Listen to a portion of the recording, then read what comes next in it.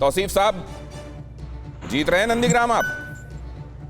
जी हाँ दिनेश जी, बिल्कुल बहुत भारी बहुमत से जीता जा रहा है नंदीग्राम। और मैं आपको बताऊं, मैं अभी आपको सुन रहा था, आपने बहुत डिटेल्ड विश्लेषण किया है, लेकिन आपके डिटेल्ड विश्लेषण में एक कमी रह गई है। आपने एक क्लासिफिकेशन धर्म के नाम पे तो किया ही है कि मुसलमान वोट करके आपने निकाला है, लेकिन एक और क्लासिफिकेशन जो धर्म को काटता हुआ काम करता है वो है महिला वोट।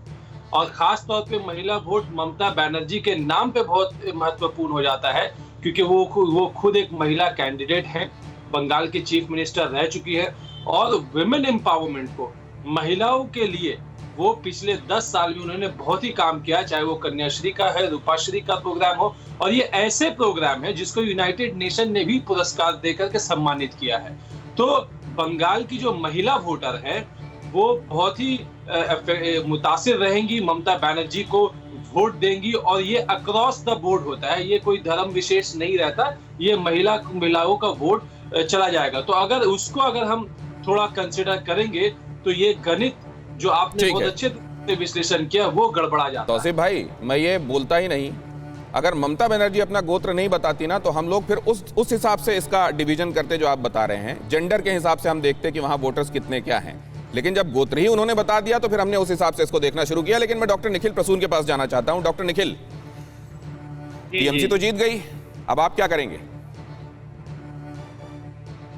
जी देखिए, मैं ये कहना चाहूंगा कि एक 10 वर्ष तक पश्चिम बंगाल की मुख्यमंत्री रहने के बावजूद और एक जन आंदोलन से उभरी हुई नेता जो कि जमीन से जुड़ी हुई रही और जिसे पश्चिम बंगाल की जनता ने परिवर्तन करने के लिए जनादेश व आशीर्वाद दिया था 10 वर्षों पहले, उसकी ये दशा दुर्दशा हो गई कि एक असेंबली सेगमेंट में वो पिछले कई दिनों से उन्हें सीमित रहना पड़ रहा है और वो किसी भी दूसरे जगह चुनावी दौरे पर नहीं जा रही है।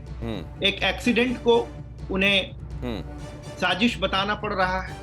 भारतीय जनता पार्टी के कार्यकर्ता से मदद मांगना पड़ रही है, जो कि जब तृणमूल में थे तो उनकी सुधि नहीं ली उन्होंने दशकों तक, और ऐसी स्थिति बनाने पड़ रही है जिसमें कि वो सीएपीएफ हो और संवैधानिक संस्थाएं हो, चाहे इलेक्शन कमीशन हो, सब पर उन्होंने एक तरह से वज्रपात कर दिया है आरोपों का। ठीक है। और अंततोगत्वा जो राज्यपाल महोदय नंदीग्राम में आपको क्या लग रहा है? तृणमूल कांग्रेस ने उन्होंने अनेकानेक विशेषणों का प्रयोग किया था, उन्हें फोन करने को वो बाध्य हो जाती है। तो ये सारी चीजें दिखाती कि वो नर्वस हो चुकी है और ये करीब करीब हार की स्वीकारोक्ति है। लेकिन एक बात बताइए डॉक्टर निखिल, आज अपनी वो नर्वस हो रही हैं, उनको हार दिख रही है, इसलिए वो 2 सीटों से चुनाव लड़ेंगी। आप लोगों ने पहले कहा उन्होंने 2 सीटों से चुनाव नहीं लड़ा। आज ये भी दावा कर दिया गया कि अब ये देखिए इस अफवाह में कितनी सच्चाई, लेकिन ये बताएं कि क्या नॉमिनेशन अभी, क्योंकि बाकी चरणों के लिए रहता है, वो किसी दूसरी जगह से भी लड़ जाएंगी। टीएमसी ने इसको भी सिरे से खारिज कर दिया। इस मामले में आपके दावे ममता बनर्जी के हिसाब से सही बैठ नहीं रहे हैं। हो सकता है ये नंदीग्राम जीतने का दावा भी कहीं उधर का सही ना हो जाए। देखिए, ये तो उनका अपना वैयक्तिक डिसीजन होगा या उनकी पार्टी का होगा, लेकिन ऐसा लगता है जैसा कि प्रधानमंत्री ने आशंका व्यक्त की कि हार के भय से वो ऐसा निर्णय ले सकती हैं। लेकिन उसके बावजूद भी देखिए कि जिस तरह से नंदीग्राम में ब्लॉक 1 और ब्लॉक 2 है, ब्लॉक 2 में जिस तरह से एक तरह से हिंदू वोटों को अपनी तरफ अग्रसर करने के लिए, अपनी तरफ खींचने के लिए, जिस तरह वो कई दिनों से ब्लॉक 2 में बैठी हुई है, जहां की करीब 12% मुस्लिम मतदाता है और बाकी हिंदू मतदाता है, जिस तरह वहां बैठ करके चंडी पाठ कर रही हैं, जिस तरह वहां अपना गोत्र बता रही हैं, इसका मतलब जो उनके ऊपर जो एक तरह से जो तुष्टीकरण की राजनीति की यही परिणति होती है कि अंततोगत्वा पछताना पड़ता है। नहीं तो उन्होंने ये कहा कि मैंने चंडी पाठ भी कर दिया और मैंने कलमा भी पढ़ दिया है, मैं मंदिरों में भी जा रही हूँ, माँ माटी मानुष भी मेरा गोत्र है, शांडिल्य भी है। वो तो ये कह रही हैं कि मैं तो सर्व धर्म सबको साथ में लेकर चलने वाली हूँ। फिक्र आपकी, सोमवार से शुक्रवार रात 9 बजे सिर्फ TV9 भारतवर्ष पर।